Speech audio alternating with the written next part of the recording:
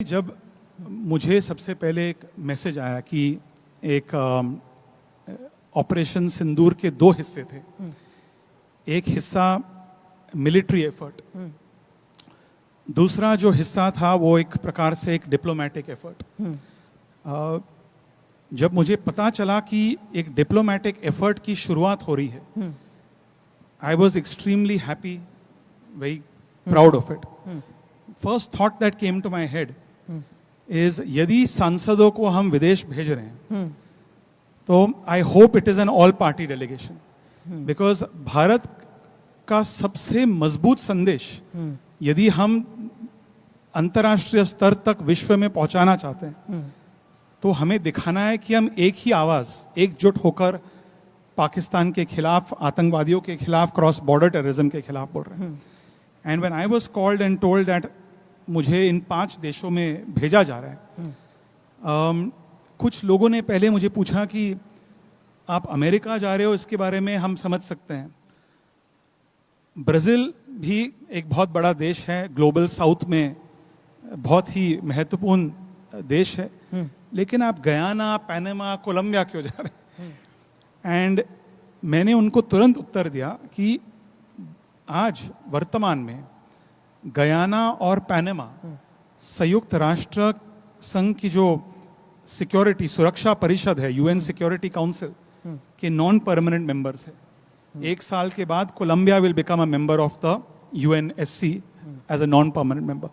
सो मैं पूरा श्रेय केंद्र सरकार को और खास करके एमईए के जो ऑफिसर्स हैं उनको मैं देना चाहूंगा कि उन्होंने उन देशों को चुनकर इन 7 डेलीगेशंस को भेजा है जो भारत के साथ बहुत पुराने हमारे संबंध है और जिनका बहुत प्रभाव है यूनाइटेड नेशंस सिक्योरिटी काउंसिल। इसके साथ साथ मुझे जब पता चला कि मेरी डेलीगेशन का नेतृत्व डॉक्टर शशि थरूर जी करेंगे, जो मैं शशि थरूर जी को एक्चुअली मैं व्यक्तिगत रूप से कई दशकों से मैं जानता हूँ। जब वे यूनाइटेड नेशंस के अंडर सेक्रेटरी जनरल हुआ करते थे उस समय से मैं उनको जानता हूँ। मेरी जब पढ़ाई हो रही थी यूएस में, मैं उस समय उनसे मिलता था। एंड मुझे गर्व इस बात की है कि हमारे पूरी डेलीगेशन में जितने भी देशों में हम गए, सबसे पहले हमने आपस में तय किया कि अमेरिका हो या गयाना हो, हम किसी की परमिशन मांगने के लिए वहां नहीं जा रहे हैं। ऑपरेशन सिंदूर के बारे में हम उनको केवल भारत की क्या पोजीशन है, नई जो डॉक्ट्रिन जो हमारे प्रधानमंत्री जी ने घोषित किया कि if there is a terror strike and we have evidence, irrefutable evidence that it has been planned and executed in Pakistan, we will treat this as an act of war. हमने केवल अपना पोजीशन उनके सामने हम रखने के लिए वहां गए, उनकी कोई परमिशन, अनुमति, परवानगी मांगने के लिए नहीं गए। और कुछ लोग कभी कभी हमें छेड़ के पूछ रहे थे कि क्या आप हमारे परमिशन मांगने आए? हमने कहा नहीं, बिल्कुल नहीं, हमें आपकी परमिशन की जरूरत नहीं है। जैसे आपको पूरा अधिकार है, हक है कि आप अपने आप को डिफेंड कर सकते हैं, उसी प्रकार से भारत के 140 करोड़ जनता को पूरा अधिकार है कि if there is cross border terrorism we have every right to defend ourselves. And it was a very good delegation, it was a very hectic delegation.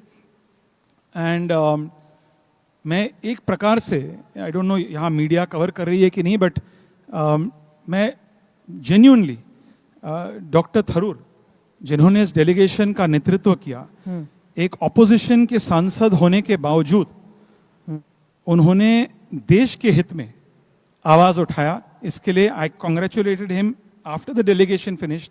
And I think when we gave a message of unity, when we gave a message that we are all one, मेरे delegation में 5 party के सांसद थे, 3 धर्म के लोग थे उसमें, और मुझे लगता है 7 रीजन्स से थे।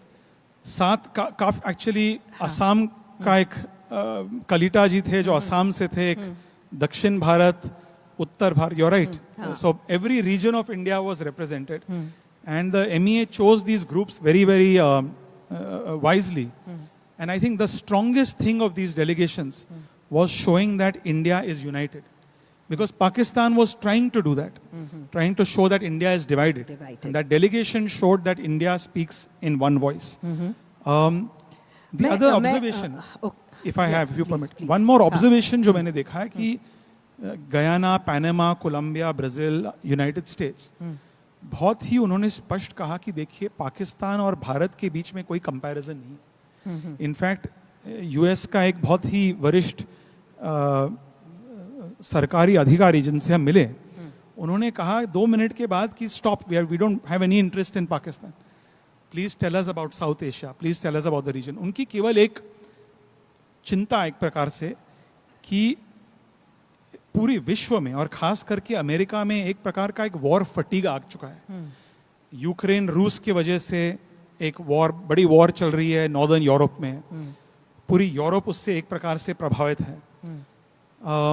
मिडल ईस्ट में इजराइल पैलेस्टाइन, अब इजराइल ईरान के बीच में भी मिडल ईस्ट भी एक प्रकार से डिस्टेबलाइज हो रहा है।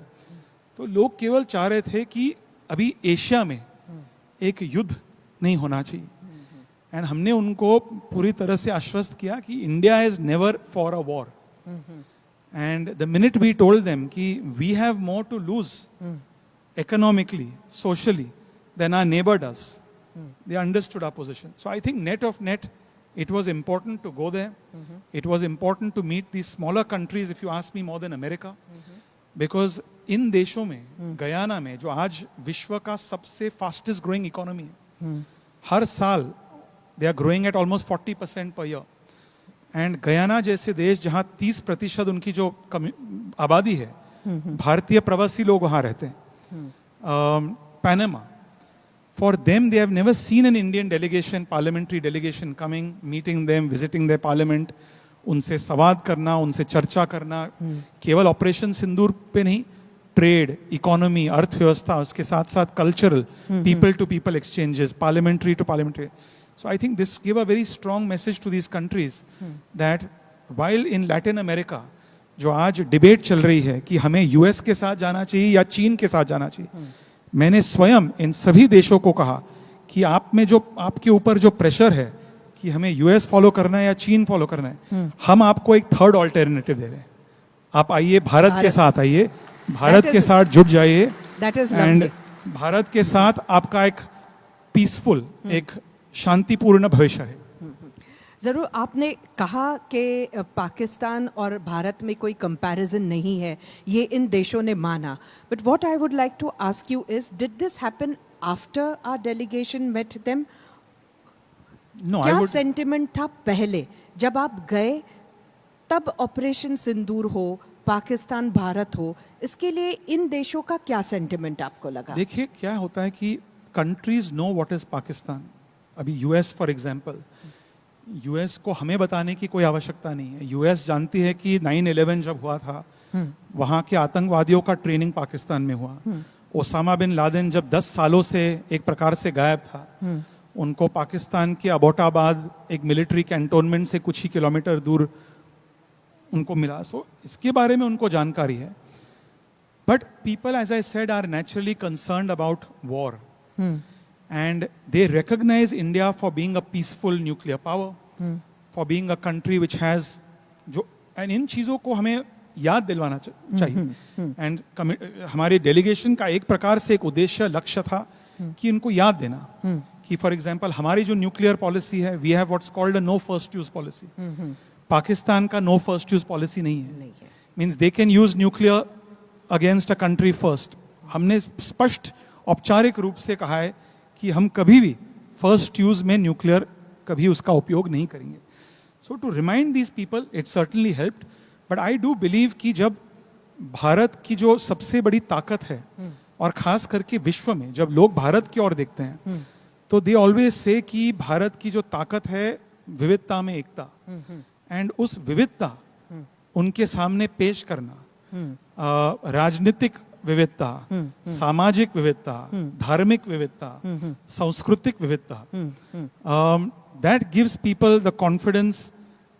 It reminds them that this is a country which is pluralistic, which is democratic, which shares our values. Yes, so I believe that is the same for the US itself also. How much did it matter that all political parties went in a delegation? I mean, it mattered to us inside, within, probably as a discourse before the world. But To the world, did it matter that all of you came from different political parties of India?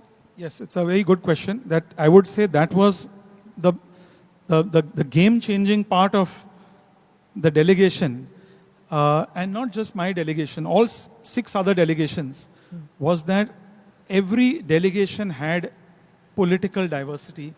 It had, as you mentioned, regional diversity. And that sent a very strong message, that we had, as I said, we had 3 religions represented in that. And when they hear the opposition, for example, हमारी delegation का leader opposition का सांसद है. कुछ ऐसे delegations थे जहाँ like Shrikant Shinde जी ने जो delegation lead किया, वे स्वयं means Right. leader थे, सत्ताधारी पार्टी या सत्ताधारी युति के member है. But an opposition member saying that India's position is non-escalatory. India's position is peace. That had a lot of credibility.